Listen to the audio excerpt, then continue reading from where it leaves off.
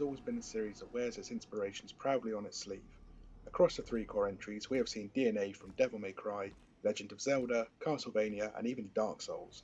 But the series has always mixed these influences with its own great ideas and has become a hugely popular series for fans of action and adventure. Look who it is. Genesis is the first spin off in this popular series and has been developed by Airship You know who Syndicate, I a am. studio made up of ex Yeah. Vigil Games I developers who beg your worked on the first two sisters to Darksiders say, titles, and it's once again Eden published by was intended THQ for Nordic. humanity, It was released not on the console on February the Nephilim. 14th, It 2020, was a so there great may have been a couple of victory patches for the since launch, but balance. TBG are here to For tell you you, our thoughts on Darksiders Horseman. Genesis, and if Victory. we think it is worthy of entry of the series, or should it be banished to the underworld.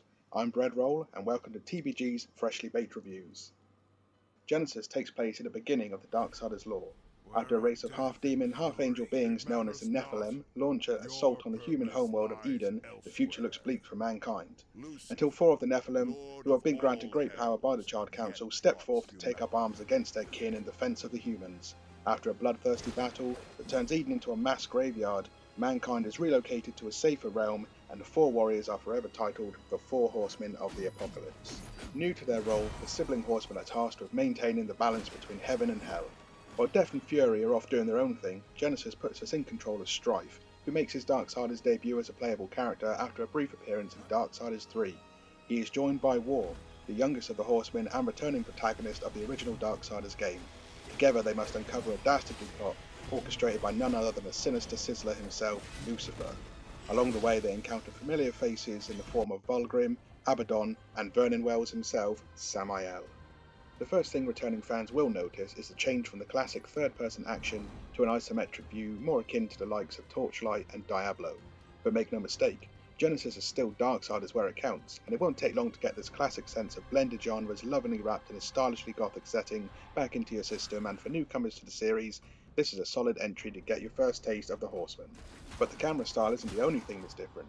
As mentioned earlier, this is Strife's first entry as a playable character, and unlike his brothers and sister, who favour more melee combat, Strife is a pistol-wielding acrobat whose tongue is just as quick as his trigger finger. He is quick to anger, dispatching enemies from a distance with his twin pistols by aiming with the right analog stick and firing a selection of 7 ammo types from heavy-hitting charge shots or lava ammo to crowd-damaging lightning strikes to hit multiple enemies. He can also manage crowds with abilities like spawning a shadow clone as a decoy or dropping a cluster of grenades to keep the action flowing nicely on screen. Although Strife can pack a punch at close range with his twin daggers, when the fighting does get up close and personal, it's time to call in the Darksiders equivalent of Dave Bautista, War. War struts into battle with no apology, swinging his gigantic sword Chaos Eater at anything that looks at him wrong. Fans of the original will be pleased to hear that War plays exactly like he did in the third person, and returns with heavy hitting abilities such as Blade Geyser and Stone Skin, and similar to Strife, he can equip a selection of runes to his swords to add elemental effects to suit the enemy type. After each enemy has taken a pounding, they can be finished off with a brutal finisher with the touch of the A button by either War or Strife to add a bit of flair that never gets old. Each horseman can be swapped between on the fly, and if you have a buddy, then why not ride into battle together on couch or online co-op. The story unfolds through a mixture of environments from dark dungeons, deserts and icy mountains, as you complete a number of tasks under the somewhat guiding hand of Samael, who has a personal interest in seeing you succeed. Missions can vary in length, and some may require you to return at a later date, when you have acquired the right ability or upgrade if you wish to explore every nook and cranny. The art style is very much akin to the original game, giving scenery and creatures a chunky and stylized presentation while still maintaining a colourful palette despite its context. Though some environments are enclosed, there are plenty of more open areas which can be explored on horseback or on foot. While exploring each level, there will be a host of collectibles to find. Thankfully, each of the collectibles is worth finding, and they can increase the horseman's maximum health or wrath ability, which allows them to transform into a huge demonic form for a short period of time to deal massive damage. Other items will include boatman coins, which will need to be combined with souls collected from dead enemies and loot chests to acquire upgraded abilities from Vulgrim. These can range from new combos to being able to carry extra healing items, to name a couple. As well as harvesting souls as currency, enemies will also drop creature cores. These can be used to add enhancements throughout the game and will level up as you collect more. They are split into 3 primary categories of offense, defense, and wrath.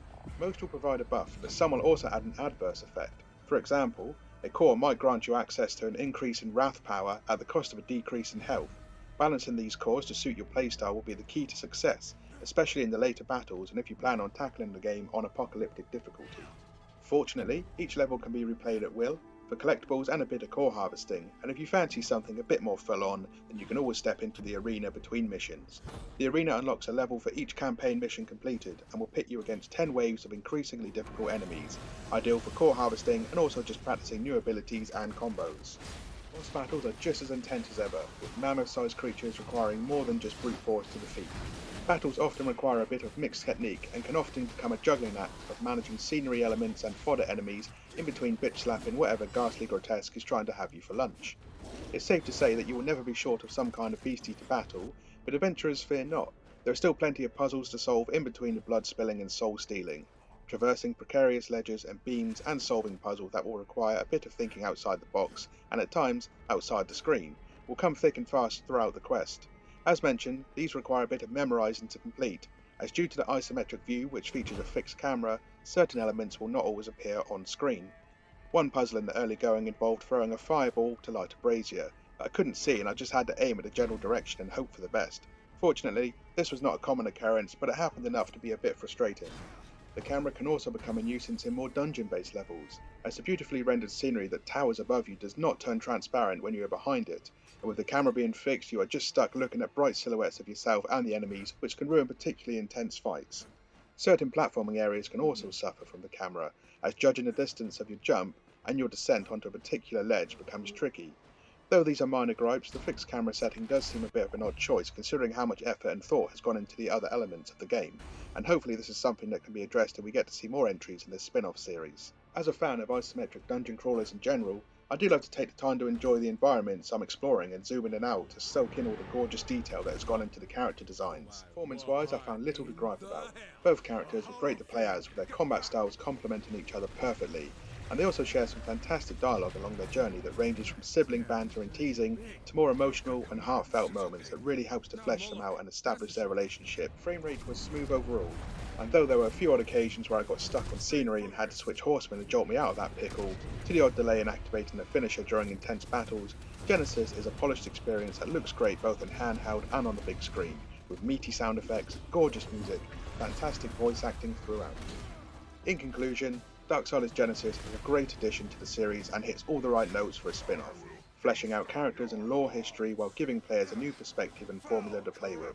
Granted, if you're not into the dungeon crawling genre, this may not be for you, but with plenty of replay value, co-op and in-game challenges to complete, Genesis will please fans of the series and the genre alike. TBG are awarding Darksiders Genesis 8.5 out of 10. We hope you've enjoyed our review of Darksiders Genesis. Thank you for joining us. My name is The Bread Roll, and we'll see you next time on Freshly Baked Reviews.